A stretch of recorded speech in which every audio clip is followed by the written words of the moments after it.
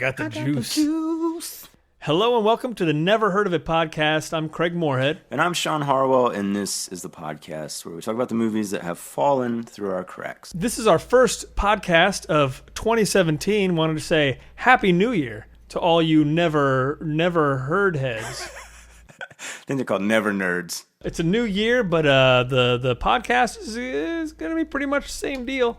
Pretty old. If you're just joining us for the first time, we have a website called neverheardpodcast.com. We're also on Twitter at neverpodcast. We're on Facebook. Look us up on Facebook, and so we can all talk and be friends digitally. That's right. You can also find us on Instagram and YouTube. Should be able to Google both of those, but if not, they are links on our website, so that's always a good place to start. For our first episode of the year, we've done something a little different. We talked about it a little bit before. We're watching a movie that we have heard of that really most people have probably heard of. Certainly it's on a AFI list. Won 5 Oscars. It's a very popular movie, or at least it was a well-received movie.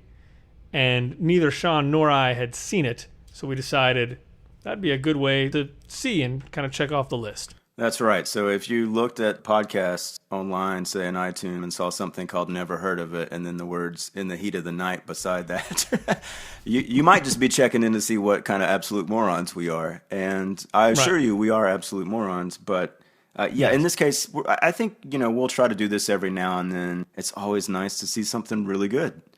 And the odds were strong that "In the Heat of the Night" would deliver. And for my money, it definitely did, Craig.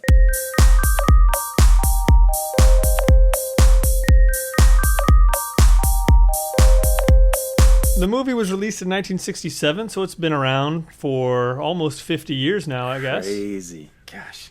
Right? It'll be 50 years this coming August. Directed by Norman Jewison. Screenplay by Sterling Silliphant, whose name I love. One of the best. Starring Sidney Poitier, Rod Steiger, Warren Oates, Lee Grant. There are actually a lot of great faces in here. Really good. Especially if you watched your share of movies, I think you'll see a lot of recognizable folks. Who's the guy? Anthony James, who's the guy who works in the diner. Yep.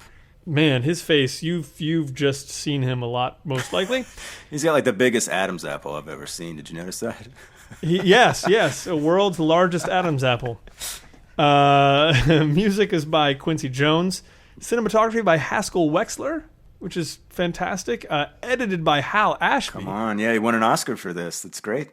Yeah, really a strong group of people they brought together to make that movie. And I'd like to point out there's a book out there called Pictures at a Revolution by Mark Harris. I'll be reading a little bit of it, some certain things to give our talk some context. But it's a fantastic book about the 5 nominees for Best Picture that year and kind of what they went through to get there. And well, I don't want to get ahead of what maybe you were going to read, but as I understand it, In the Heat of the Night, which did win Best Picture in 1967, it did not actually receive its Oscar when it was supposed to, or when they were supposed to have the Oscars. It was delayed because of the assassination of Martin Luther King Jr., which I'm guessing is in that book. Yeah, yes, it is. And it's very interesting because Sidney's journey to making that movie and everything that he went through on that movie, it builds to this point. Like it just sort of underlines everything that happens in the story.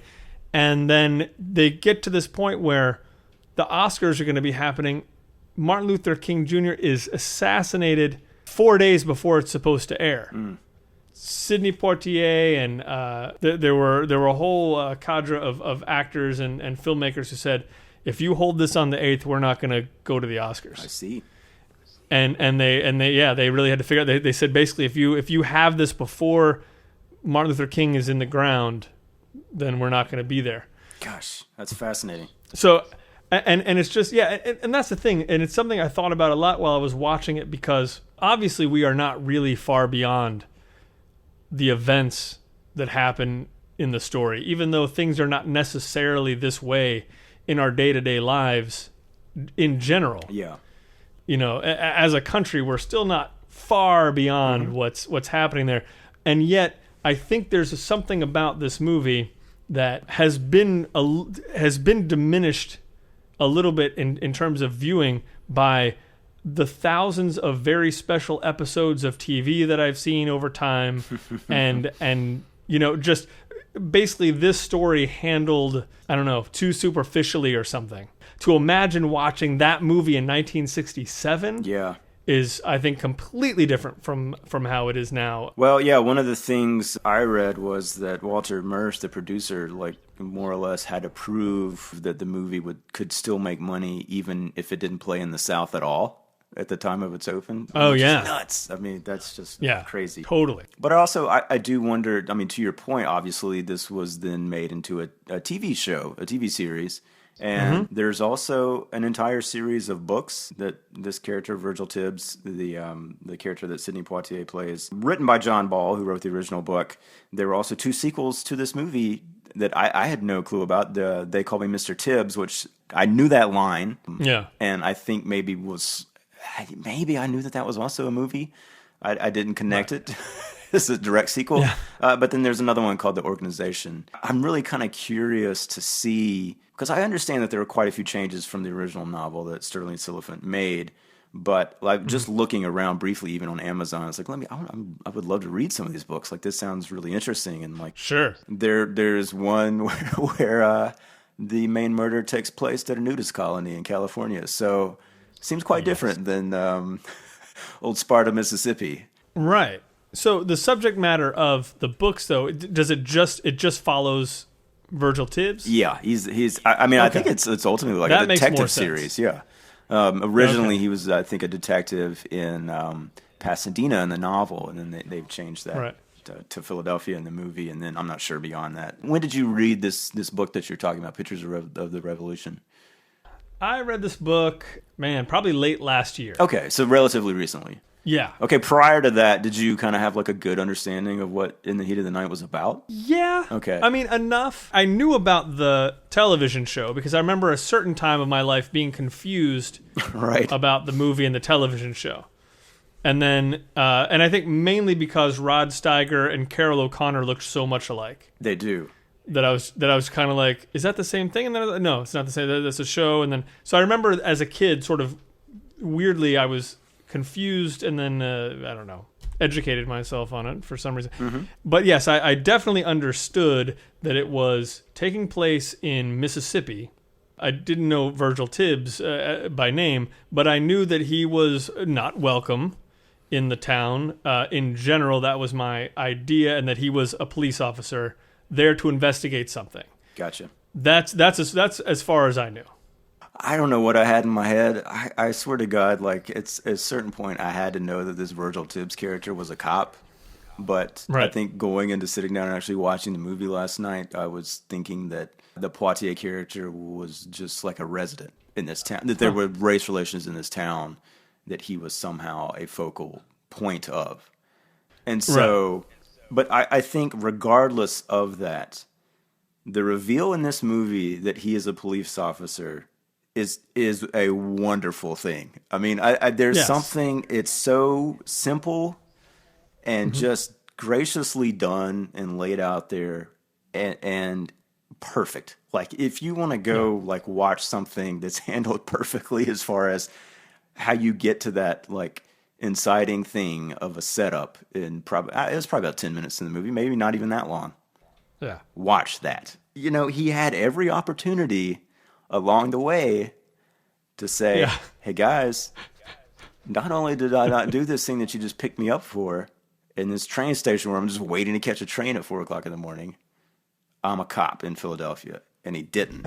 And it gives him so much power and agency, I think, by that. Yeah. It is a great, great choice. I was visiting my mother. I came in on the 12:35 from Brownsville. I was waiting to go out on the 4:05. Yeah. In the meanwhile, you just killed yourself a white man, just about the most important white man we got around here, and picked yourself up $200. I earned that money 10 hours a day, 7 days a week. Colored can't earn that kind of money, boy. Hell, that's more than I make in a month. Now, where did you earn it? Philadelphia. Mississippi? Pennsylvania. That's just what you do up there in little old Pennsylvania, earn that kind of money. I'm a police officer. Yeah, I mean, I was just waiting for the moment to happen because I knew he was a cop. Yeah, but I will say I did watch the trailer today, and it spoils everything. So if anybody walked into the movie theater having seen that trailer, they already knew exactly that this guy was a cop. But man, I mean, I think it would have floored some people, along with the big scene where he slaps Mr. Endicott, which is a great moment, and I think one that was not originally in the novel. Oh wow, Yeah. I did not know that. Yeah, that scene is definitely one of the scenes that is still powerful today. Mm-hmm. So a part of this movie, though, is kind of about where Sidney Poitier was going into the movie. Mm-hmm. So I wanted to read like a short thing, but this is kind of about how through the roles that he had leading up to this, he'd kind of become this character that just wasn't quite human. Yeah. More of a standard bearer and something that could not be touched. So anyway, Hollywood needed an exceptional Negro in the 1950s, and Poitier was perfect in the role. Aside from his talent and magnetism, he demonstrated a remarkable instinct for self-presentation. Without anyone to emulate, he knew exactly how much he could say publicly without jeopardizing his status in either black or white America. In the press, he walked a fine line almost unerringly. He was humble but never servile, concerned but rarely intemperate, unwilling to pretend bigotry was anything other than an immense national problem, but optimistic that it would eventually give way. But as much as journalists like to point out his unique status to him, Poitier didn't spend much time discussing the cost of that exceptionalism. He couldn't let himself play villains. Hollywood would never allow him to play a character with real sexual passion, and the possibility that he might one day be able to compete with white actors for roles in which race would be factored out wasn't even worth discussing. So that's just like a small tidbit of like where he was. Like he was becoming really frustrated with that fact. Well, and it's maybe worth pointing out that in the same year as In the Heat of the Night, he was also in To Sir with Love and Guess Who's Coming to Dinner, and was not nominated for an Oscar for any of those movies. And no, yet counterparts were and won. Rod Steiger did Yes. for In the Heat of the Night, and then I think Katharine Hepburn did in Guess Who's Coming to Dinner. Yeah. A whole slew of actors nominated from that one, and not him. So it's crazy because when I think of both of those movies, Guess Who's Coming to Dinner and In the Heat of the Night, I think of him. Like, and Oh, absolutely. yeah. I mean, that's really interesting, and it must have been an incredibly difficult thing to kind of navigate. Yeah, especially for him at that time. It's almost like he can't play someone with flaws. I feel like he got much closer to that in The Heat of the Night, but there's still even then, even in that movie, the most he does that's wrong is lose his temper. Like, I think there's a bit closer to the end where Gillespie, played by Steiger, suggests that he's trying, like the only reason he cares about solving the murder is to show him up or something like that. Yep. And that feels like the biggest suggestion of a real flaw, that he's just a human being who, his ego driven and exactly. And I think he fought for that. Like I think he fought for that idea. So yeah. Well, what's interesting is saying all that, one of the things I actually really noticed and loved about the performance was just like how economical he is. And so when he's not doing anything, or when his character isn't being required to, speak or move, he doesn't do it. He stands there in a way that holds power. But then even his movements, there are times where it just feels like he's operating at a different speed, and it's almost like I was gonna say it's slightly robotic in a weird way. And I love that. I thought it makes a really intense, interesting performance. But yeah, it's exactly what you're talking about. I mean, I think to an extent that the character itself has to be guarded because this guy is a very unforgiving and dangerous environment in a lot of ways. So he's not letting that guard down. But also just it doesn't, I don't know, it felt like something I'd never seen before in a lot of ways, it's just, it's a different type of acting that's really, really compelling, I thought. Definitely. And a great contrast to Steiger, who's, chewing gum at 30 miles per hour, you know? Oh yeah, yeah. That's exactly what I was going to say. Like he is playing just a Southern slob. I mean, he can't even keep his hat on straight. He is absolutely the counterpart to Gillespie in just about every way. You know, I read that I guess George C. Scott was maybe the first choice for that role, which really makes a kind of sense. Yeah, At least thinking about like the pecking order of names in Hollywood at the you time. can think about it. Yeah, you can see that, I think, pretty easily. Yeah, but I think they got lucky. I think they did. Yeah, that he wasn't, because I don't know. Steiger is it's interesting. Like he can play it very big. Mm-hmm. He kind of seems, but he tends not to. I mean, he tends to keep it as natural as he can. Like it didn't feel like he was chewing the scenery very much. No, even just like there's a scene where Poitier's character Tibbs is once again chased by 4 white rednecks who are intent on doing him harm or killing him, and they end up in like auto mechanic Like shed garage or something. Yeah. And we see through the editing that Chief Gillespie is on his way, so it's only a matter of time before he gets there. But it feels like it takes a while for him to get there. And then when he does get there, he just kind of stands and watches for a second. And like I thought, that's a good choice too. And I don't know, because it sort of complicates the situation. By that point, we know that this guy cares about Tibbs to a degree. Right. And at least he's defending him to others in this town, which is a very big thing for him to do. I mean, that's putting his own neck out. But it still is like, okay, is there that other little part of him that, maybe wants to see Tibbs at least get knocked down a peg before he then, saves the day?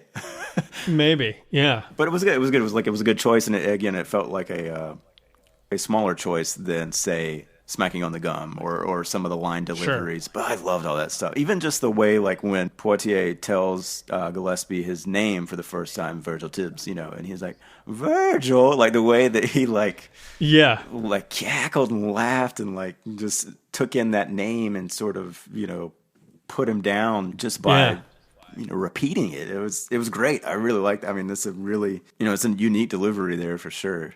I wonder, it makes me think about like, okay, like how did they write that exactly? Like, did it just say, mockingly on the page or what? Well, that was something that actually me knowing that he was a cop kind of ruined the moment or at least made the moment more confusing for me. Yeah. Because I thought he was laughing because he knew that there was a Virgil Tibbs who was going to be in town who was a police officer or something. Oh, okay. Like I didn't get it all, at least up until that point. And then I think after that he explains that he was there to visit his mom and he was about to leave. Yeah. But I was like, oh, yeah, he's laughing because he knows this guy's a cop and they're going to be buddies. And then they weren't. I was like, okay. I mean, that does make much more sense for the rest of the story. Yeah. But yeah. So I want to talk about that chase, though. So sure.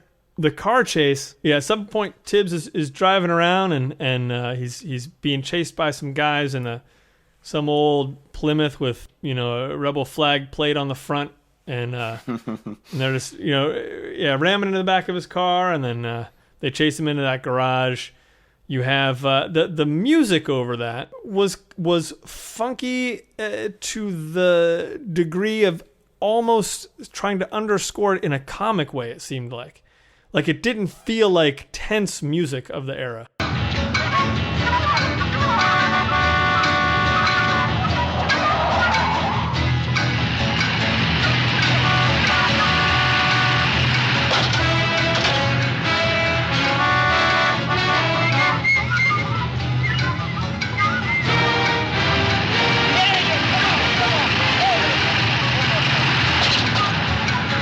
I wrote the same thing actually in the very first scene where Warren Oates finds Tibbs at the station and frisks him. Music is kind of undercutting what I think would be like the natural tension of this. And then, it picked back up in the chase scene. It was the same thing. And Quincy Jones did the music, right? I mean, I know he wrote the theme song. Yeah, I don't know if that's just, if you get Quincy, that's what you want. Or if it's more of a product of the time or not. But it's an interesting choice. And that to me is, that's one of the only things I can really kind of point at and say that feels dated. And tonally, I'm trying to figure out, I mean, I don't know, what was it just literally trying to underscore whatever comedy would be there, as if it kind of made me feel like it was saying that the four guys in the car are a bunch of ridiculous idiots.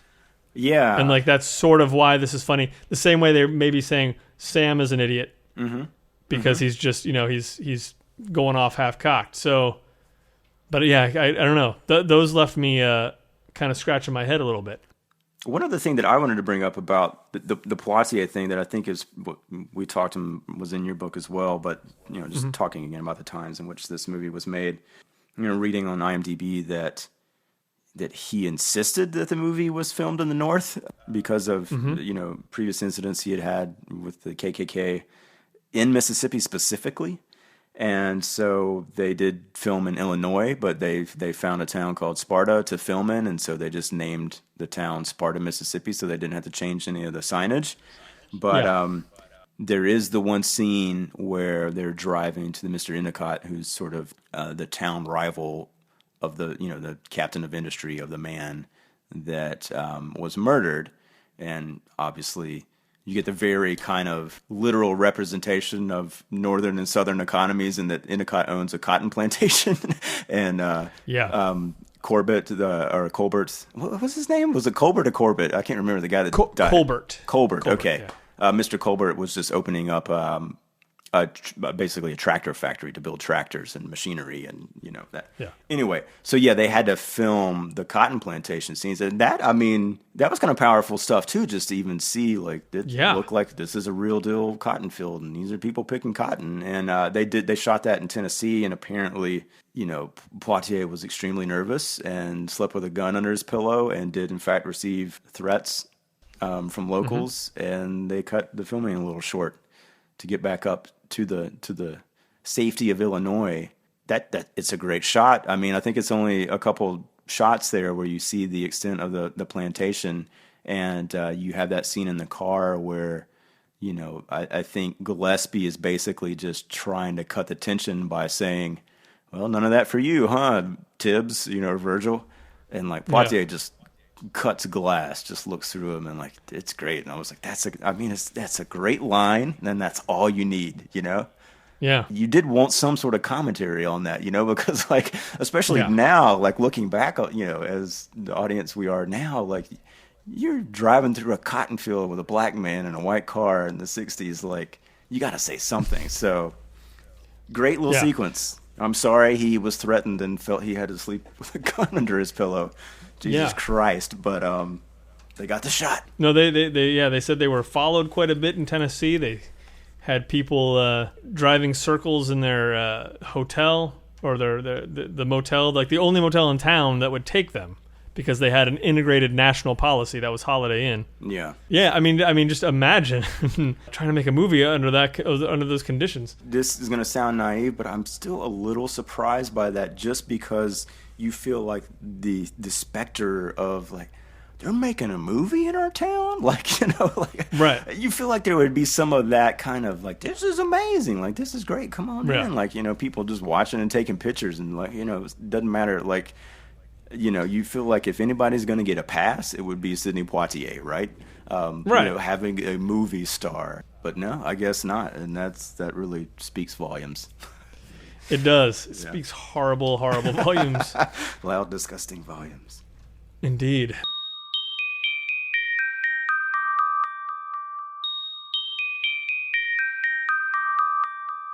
So I have a question for you about something that happened in the movie. Okay. This was one thing I was confused by. So it's in the latter half. It's after the chase. Virgil is having Sam drive him around town to drive the exact route that he drove the night that they found Colbert.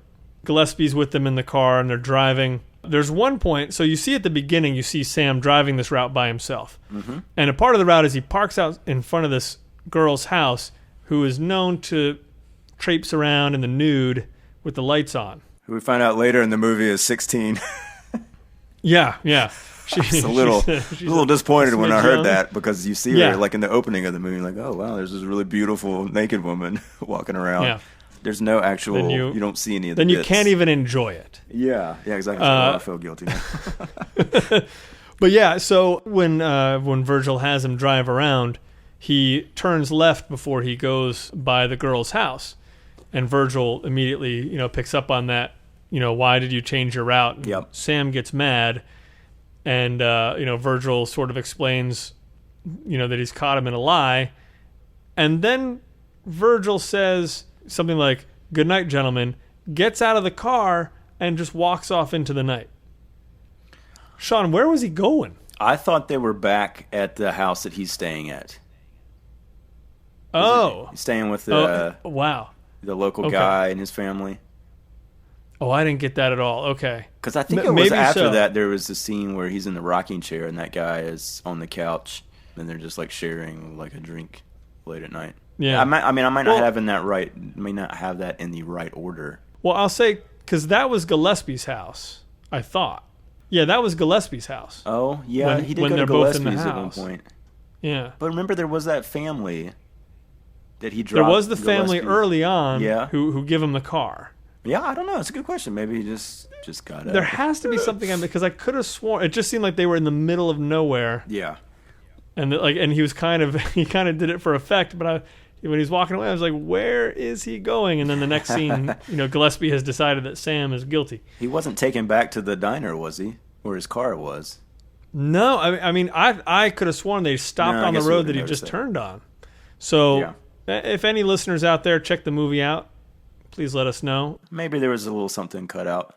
Maybe so. That's an interesting thing because there were a couple of cuts that seemed very tight, that seemed to the point of cutting off something. Like there's one that kind of cuts off something Gillespie's about to say. There's another one in the bank that ends really strangely. And I was trying to figure out, was this just maybe because of the limitations of the budget and like these are just kind of the signs of the fact that they couldn't get tons of coverage. Like the one scene in the bank is just one shot the entire time. It's Gillespie checking up to see, if anybody deposited a huge deposit or something. And it ends with the side shot of the bank guy just like, make sure I get that letter cut. And it's like, wait, whoa, what just happened? And you're just in this whole. It just kind of odd there. We know how Ashby did win an Oscar for editing this movie. So Oh yeah, it was brilliant, but Oscar. wow, he did win an Oscar for it. Yeah, maybe I need to do more shortcuts on the end of lines. That's a good point.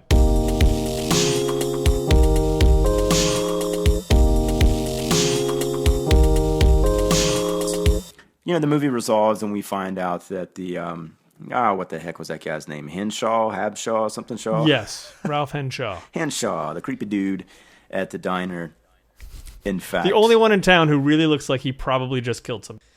From the moment you see him, he's trying to kill flies. Scott Herring wasn't. Scott Wilson, the original guy that they picked up running on the bridge. It's a great sequence. He wasn't exactly the going to show up at the country club kind of guy. Well, I guess I would just say this about Ralph Henshaw is if you had to cast a play and you didn't know what the play was going to be yet, and he walked in, you'd say he's the Undertaker. You know what I mean? Like if you're doing Psycho on stage, he's playing Norman Bates. Yeah, Right. for sure. But anyway, yeah. he won that role hand down. Okay, Right. So the night of, Sam is at the diner around 2:00 in the morning. Mm-hmm. Henshaw is very, very weird, but his normal weirdness. So we find out by the end of this movie when he confesses to having robbed and killed Mr. Colbert by saying, I did it. I needed the money to pay for an abortion, which we can talk about if you want to later. But I didn't mean to kill him. Right. So that, according to the time of death that was established, happened around 12:30, half hour past midnight, right? Fair enough, yeah. So Craig, if he did that, he killed the guy, he dropped him off the body down on Main Street, goes back to work, and is just kind of acting like his normal weird self. Do you think he means it when he says he didn't mean to kill Mr. Colbert, or is this guy actually just kind of like a psychopath? That's a good question.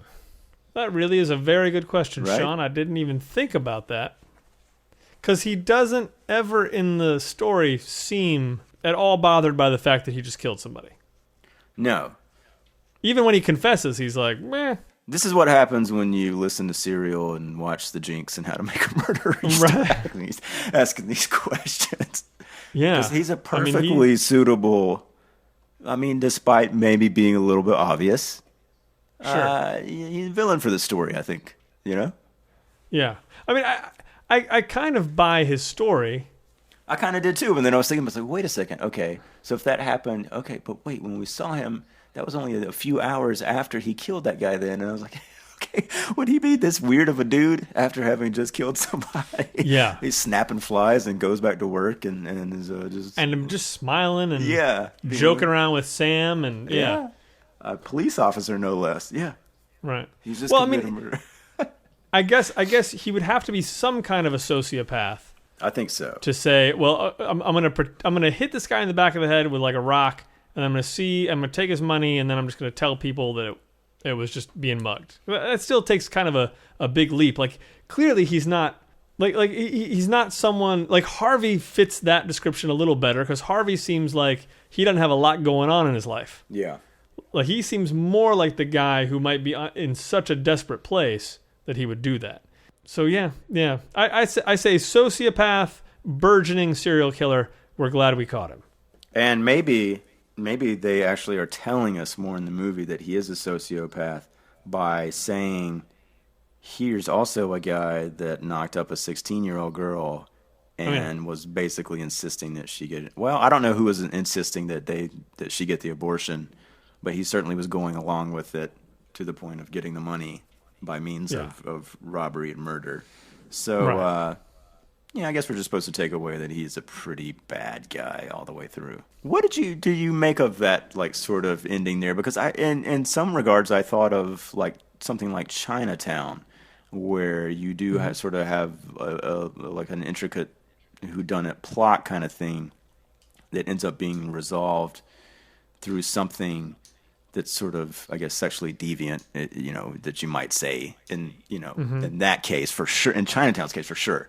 In this case, maybe it's a little less so, but it's still by the town's conception of it for sure, like frowned upon and completely forbidden. I don't know. Did you? But it isn't really kind of, again, like strongly interesting political thing to throw in there in this movie, which is already very politically charged. Yes. And I guess, and really, I don't know where abortion rights stood at the time necessarily. Yeah. Like, what was Roe v. Wade? It was after 1973. This. Yeah. So certainly in Mississippi it was not legal at the time, yeah. Oh, yeah. I mean, is it legal now? I'm not sure. That's interesting. I was kind of thinking on that too, just in terms of, are there only 3 women characters? So it's Lee Grant as Colbert's wife, and then it's Quentin Dean as Dolores Purdy. I liked her. Yeah, she was great. Man, she was so, great. like, Her little yeah. lie about Sam was really interesting to watch. Mm-hmm. And it made more sense later finding out that it wasn't true. Like some of her delivery was kind of odd, and I was like, why is she smiling? Why is she laughing? And then later when it was kind of lie, I was like, oh, okay.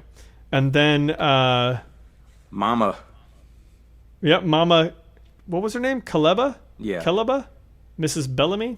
That lady that played Mama Kaleba, super small role, and she's basically she was not the abortion doctor herself, basically, right? No, she was like the liaison. I think she was the front. But yeah, exactly. Of course she was, because the exact thing I was about to say was to that effect. When Virgil tells her that somebody got murdered, great reaction, man. I really just like a step, like 2 steps backwards up against that shelf, and I was like, man, that's some strong supporting work there in a very small role. Mm-hmm. It stood out to me, and I thought she was good. I thought all the women in this movie were really good in very small but interesting parts. Yeah. But actually, that plays right into what was my biggest beef with this movie, and it's very, very minor. But I do think it got slightly repetitive, and I don't know that I felt like, he's going to the train station. He's going to the train station again. Like, that wasn't necessarily a thing of, sometimes, you had to invent reasons for somebody to stay. I thought they handled that pretty well. But the flip side of that was then Chief Gillespie, on multiple occasions, was like, do I have to put you on that train myself to Virgil, like, I think at least 3 times he said that. Yeah. And then I thought using the thing of locking up the wrong man, I kind of thought that when it got to Sam, I was wanting a little something else from the plot. Because yes. they picked up Virgil. Obviously he's not the murderer, and they established that pretty quickly. So then they pick up Scott Wilson, the Harvey character, and figure out pretty quickly, but through interesting means, forensic means, that he is not the murderer. And also, I do think we should point out, great example of letting smart characters be smart, like we talked about in regards to that the article about writing Arrival. I thought all that stuff with Virgil examining the body was perfect for that. Yeah. But then when the chief is like accusing Sam of murder just because he made a large deposit, to me it felt like, good God, has he learned nothing in the past hour? Yeah. Also, you had Virgil thinking that Mr. Endicott was the guy that murdered Mr. Colbert, and he's ready to lock him up. So it felt, by the time it got to Sam, it felt like that's maybe one beat too many of that particular device. I made a note of that myself, and I wrote down, deciding Sam is guilty is the worst detective work ever.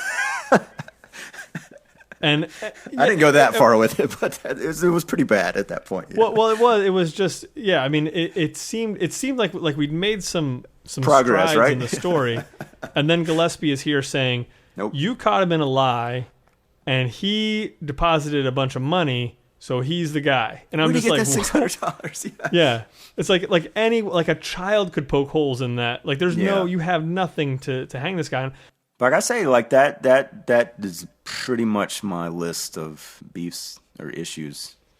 Yeah. Sometimes you look at some of these older movies and you just sort of expect, that the pace is going to move differently and maybe it's a little slower process. But, I mean, this still felt really kind of cinematic in a way that things are today. I mean, not necessarily shots or even editing, but the pace of it is strong. Like, it's really good. Like, it holds up as a thriller, I think, and a mystery. And it's definitely a story that is big enough to be considered cinematic. Like, there are enough big things happening in it that you couldn't see it as a TV show, which it eventually became. And again, I have questions about that. How do you? Because it's the same 2 characters in the town. They had to change the setting. They had to. There's no way. I think they're just both in Sparta the whole time. Like, every still I ever saw on the from TV that show. No way. Yeah, they're not like traveling the nation. Like, you look at any still, it's Carol O'Connor looks just like Rod Steiger, and Rollins. The other guy's name is Rollins. I can't remember his first name, but they look like they're always in the same town. I don't know. I just assumed they said it in a different place. No, you're right though. Cases and Adventures of the police forces in and around Sparta, Mississippi. So suddenly, Sparta just becomes a haven for crime and murder for like 8 seasons. Because when they find Colbert, they're like no one gets killed around here. Like this, like I've never had. Which would is there be something about true? Yeah. They don't even have a photographer for this kind of thing. Like, the guy, that was kind of a great touch. Like, the guy they have there is just like, I don't know, seems to be excited just to be taking pictures. It's like, oh, make sure you get everything. Yeah, 8 seasons of that. That's interesting. I just assumed it took place in like Philadelphia or somewhere. Yeah. I mean, that would obviously like completely change it. Well, we have some work to do then. We got to check out that. We do. So welcome to our new podcast, Never Heard of In the Heat of the Night. All 8 seasons.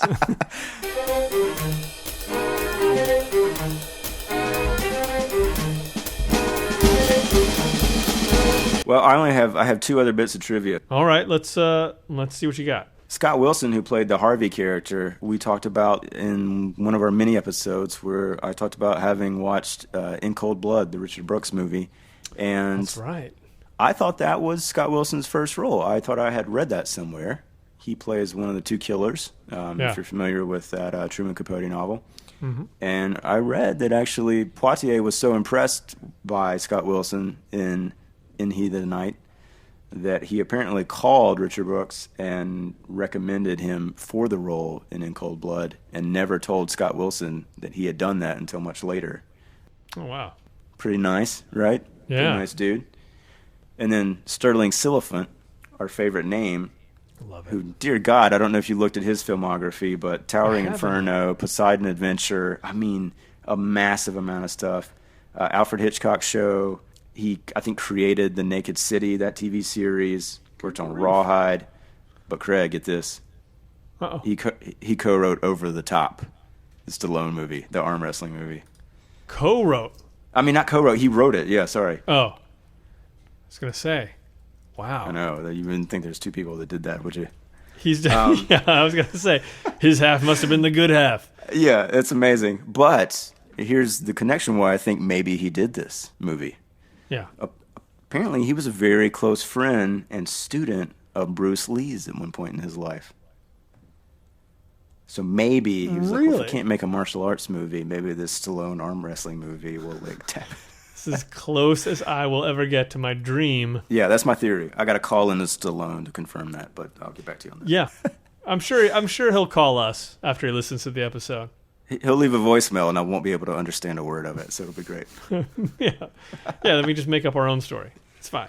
Wouldn't you like to be friends with Bruce Lee? That'd be awesome to have on your That would, yeah. bio. Probably would have solved a lot of problems in my life, which we won't get into right now. No. But again, I would recommend anyone who's interested, obviously watch the movie and definitely get Pictures That Are Revolution by Mark Harris, because there's so much more to this movie and these other movies that were nominated that year. So what were the other movies? I know you said Dr. Dolittle was one. Mm-hmm. Dr. Dolittle was Bonnie and Clyde, The Graduate, Guess Who's Coming to Dinner. Yeah. Were the other ones. So he was up against himself that year. Yeah. Which is kind of nuts. And they get into that. I mean, side note, the story of Warren Beatty going around trying to get Bonnie and Clyde done, and the guys who originally wrote it, and like all that stuff is so great. And The Graduate, awesome. There's so many good stories. I can't recommend it enough. Mark Harris will send me my residuals for recommending it, I'm sure. Well, you know what? I'm super glad we watched this even more now, because I suspect, I don't know, who knows what the moods were at the time, but maybe if you're looking at that list, then I think your natural inclination, if you're a film fan at all, is to put The Graduate and Bonnie and Clyde certainly on a pedestal above In the Heat of the Night. Whether you've generally, seen, and here we hadn't actually seen this movie, and maybe it won't be quite remembered in that regard, but it's damn good. Like it holds its own. So that happens every now and then. Dances with Wolves and Goodfellas, and like some of these movies that end up winning, over time get overshadowed by some of the other ones that were nominated, and maybe for good reason in a lot of cases. But I don't think that's quite the case here. I think this it deserved that Oscar. Absolutely. Yeah. Absolutely. Yeah. I mean, it definitely, it came out at an amazing time for a movie like that to come out. Mm-hmm. That subject matter. I mean, that had to hit hard. So, yeah, it totally deserved it. And now you will sing the Ray Charles song. Okay, hold on. Okay. This will just only take me another hour. I think I've just fried my vocals tonight while we were talking. Otherwise, I totally would. I meant to look at the lyrics of that song, because like the whole time I was hearing, I was like, it sounds like he's talking about sex. But then I did read that they wrote the song for the film, so I'm guessing that's not the case. Well, yeah, I'm feeling motherless somehow. Stars with evil eyes stare from the sky. Yeah, that's definitely a dark song. But I mean, even if it was about sex, I mean, so was the movie really. Yeah, and in some ways you could easily make that argument. Yeah. So I guess I could sell my soul for just a little light in the heat of the night. Let's wrap this up. I think, it's a great movie. Go watch it. Come join us at neverheardpodcast.com and all our social links and say hello. We are going to do a movie like this, I think, periodically this year, along with all the other cool stuff we're going to do. And then we'll be back next week with a mini episode. If you haven't listened to one of those yet, those tend to be shorter and not focused on any one specific movie, but typically news or just something that we're kind of like familiar with. Check that out, and then we'll probably let you know what movie we're going to do next in that one. That sounds about right, Sean. Well, Happy New Year yet again. Yeah. And may all your dreams be podcast dreams. I don't know. I'll come up with a good tag sometime this year. I think you just did. Starting strong. All right. All right. Bye, everybody. Bye-bye.